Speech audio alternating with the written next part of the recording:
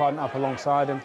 And as a player or as a manager, Glenn knows, you've been there. You get a lot of criticism, you play disastrous as they did against Liverpool. To go and produce a performance like that, just, that's what sport is all about. You've got the highs and lows. That is a huge moment for those players and for Ole. Who knows how long it's going to last?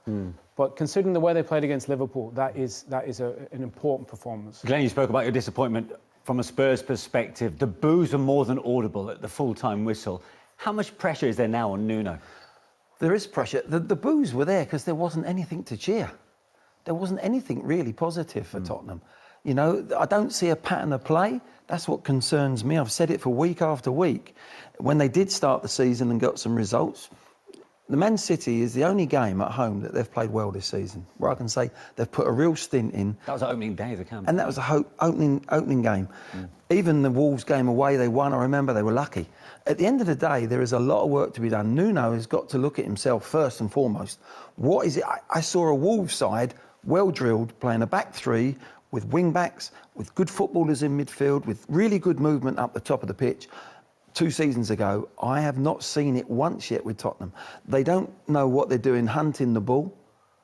I would love to sit here as a Spurs man and heap praise on my club, but today and other games I've seen has been shocking. It really has, and it shocked me to the core. Yeah. They were so poor. They just no idea with the ball. It's all off the cuff. It's all, let's just go out and play football.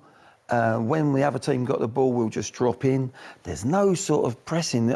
Years ago under Pochettino, they would press together hard and go together. None of that. I haven't seen it this season. And there is big problems there. Last of Ole Gunnar Solskjaer, a tactical switch from the Norwegian has helped Manchester City see off Tottenham Hotspur 3-0 in North London. The first of the 3 goals from Cristiano Ronaldo. In a pretty special moment, this, wasn't it? I mean, he scored some special goals, but this is up there, Owen. Yeah, I mean, look, he's a student of the game as well. He will appreciate everything about this goal. The ball from Bruno's fabulous, but the finish is just spectacular. I don't think many players in the Premier League can score this goal, but he makes this look easy because he's under such control. He knows exactly what he wants to do, lets it come on to him. Everything is just... I mean, honestly, I can't tell you how good a finish that is. You see, Glenn was highlighted at half-time, his left foot is off the ground, but the control, the rest of his body is under complete control. It's honestly, it's a stunning finish. To keep his eye on, his eye on the ball, and then to sort of almost skip into it, to keep it low. That's why he's skipping, getting his body off the ground to keep the ball low, because it wasn't perfect for him. It was running away, it was going away from him. It's a wonderful finish and a wonderful pass from Fernandes. But also, the intelligence of just getting onside. I was going to say exactly that. That's offside. A lot of players would have just gone, put it in there. But he's just jumped back in, got himself in line with a white shirt, he doesn't know it is, and then gone in again. And that's the top quality.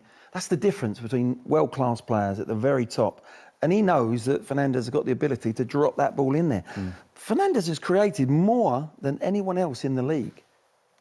He's created more chances than anyone else. It's probably about 32 chances. Not all been taken. Today they've been taken. Yeah. And strangely enough, for Man United, Pogba has assisted more than anyone else in the league. So there's something happening in midfield that's good for United over the season. Yeah. But if you've got... We've got those 2 up top. If you've got the movement up front. Now, that's why this system has really ignited. We're excited about watching them play together. Today, they were absolutely brilliant. The movement. And sometimes, youngsters, they've got legs, they've got pace. They haven't got that intelligent. They'd have been offside, Ronaldo. And then Cavani's runs, where the way he curves his run. He's prepared to make 3 runs across the pitch before he then makes his run forward. If you're a youngster playing like the likes of Rashford and Greenwood and the likes of that, you're going to come on leaps and bounds as a player. Just copy them, just watch them. You said earlier you're going to be pretty excited to see these 2 work in tandem, Ronaldo and Cavani, for the first time paired up top, of course. What was it about this movement you liked the best? Well, I just think here we're just analysing where Spurs could have changed the play all day long. When you're playing against a back 5, your fullbacks can be spared. Keep changing the play and you actually wear them down. Spurs didn't do it once. Look, could change again. There's the option. Then you've got a 2v1 against Wan-Bissaka. And they didn't do it once. In the end, it goes into Skip. He loses control and suddenly there's a 3v3, but they've got top quality. Look at that little cut back there from Ronaldo. Again, it's Cavani's run made to perfection. And what a finish. These are world-class players playing together. I don't care what age they are, whether you're 17 or whether you're 36 or 37. That is top quality, Owen, isn't it? Look, I think that everything from Ronaldo there is I think is stunning. I've seen that chop a million times in training. It's a beautiful thing. As soon as he had it on his right foot, I've been trying to teach my son that chop. When it's there, you chop it behind. Yeah. Even Skip, you think about a young player and Skip, a defensive midfield player, not a chance to stop it. And the weight of the ball for Cavani, that chop is beautiful. And the weight of that and the finish from Cavani. And we said before the game, keep a clean sheet. You got Ronaldo, you got Cavani, you got Bruno Fernandes, your wing game. Everything about that goal was top class. Yeah. So we saw Marcus Rashford come off the bench, of course, and how things have changed, obviously, in such a few days for Manchester United, and for the smiles of Marcus Rashford at full time. He hit them on the counter. I mean, this is where Spurs at one point thought they had the ball, but then, to be honest, it was far too easy from a United perspective, wasn't it, Glenn? This is the wonderful thing about having these sort of players to come on from the bench. If you do start with Cavani and Ronaldo, we look at Romario, the centre-back is in the right-back position. Emerson's in a centre-back position. Eric Dyer turns round. The finish is wonderful. It really is. He opens his body up. There, he sets it beautifully. And Eric Dyer's looking round saying, where's my partner? Where's he gone? And there's no communication at Tottenham. But this is what Rashford can give you. Now, for England, Greenwood and Rashford are not going to start if these two are going to play up top, which is a shame in many ways. But as I've said, by playing with them, they're going to learn. Their careers are still going to go ahead. They've got many years ahead of them. Learn whilst they're working with them in training and playing, and they'll become better players for the long term. For this short term, for this little bit of this season, Ollie's found something that's worked for him. And I think, yes, he's going to come up against better opposition than Tottenham played today, and they're going to have to produce that against better opposition. Spurs didn't cause them enough problems. A back five, you've got to know what you're doing, and Spurs not once. That's where I say Spurs played off the cuff. But a team will give them some problems defensively. But my word, with those two on the pitch up the top there, you're always with a chance. And to bring those youngsters on with pace in a game when you're leading, Ollie's sitting there thinking, all of a sudden, this could turn around very quickly. There was real emotion, wasn't there, in that goal celebration from Marcus Rashford. Let's hear from the United forward now. Well, Marcus, you needed a reaction, needed one badly, actually. What would you say about the one the team have produced? Yeah, I think, it's obviously been a difficult week for us, which it is for any team when you don't win games. And we've responded with the only way that we all know how. The staff, the players, we all want to win. We're all fighting to win, and to get the result today can give us a big push. You say it's been a difficult week. The pressure and scrutiny has been intense. How hard has it been to deal with? I think playing for Man United, there's always pressure. You have to learn to enjoy the pressure, and part of playing for this club is coming out of difficult moments. The club have always managed to bounce back, and we're still looking to do that. What would you say about your manager today, the decisions he's made, the change of formation? I know it's meant you've had to wait on the sideline and come on and do your bit, but under the pressure he's been under, what would you say?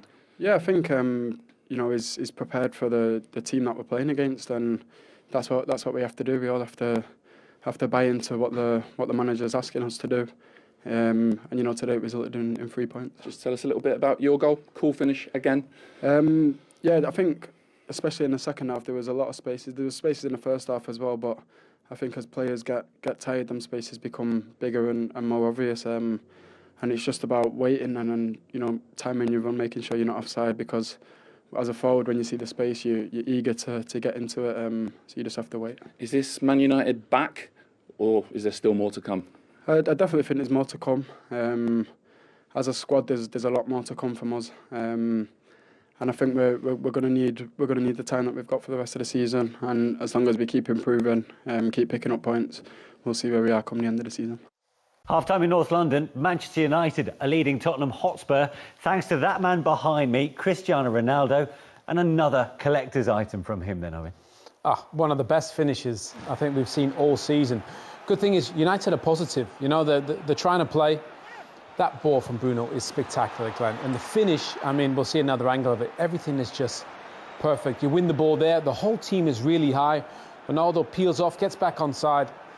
He shouldn't score from there, Manish. That is just a stunning finish. Glenn, I suppose there's no one better here in terms of to talk about technique than yourself. How hard is that?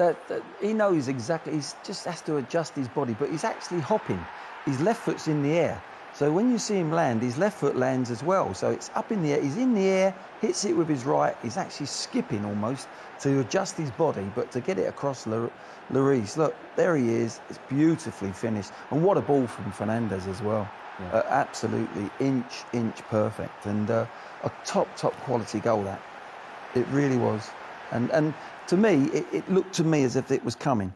United were getting into positions. They didn't actually hit the target as many times, but I'm sensing they're coming close. This is going to happen. They're going to score, and they did. And for that reason alone, in the way that they've set up tonight in this rather different back three, does Ole Gunnar Solskjaer deserve a bit of praise? Yeah, he does. I think he's been a bit bold as well to go into this position. He wants Ronaldo and Cavani on the pitch together, but it's the change of play. It's the wing-backs that have been causing Tottenham some problems. Moura and Son have found it hard to track them back, so they've been getting space. Luke Shaw, particularly on the left-hand side, look at the space that he's got. Look at where Moura's nowhere near him.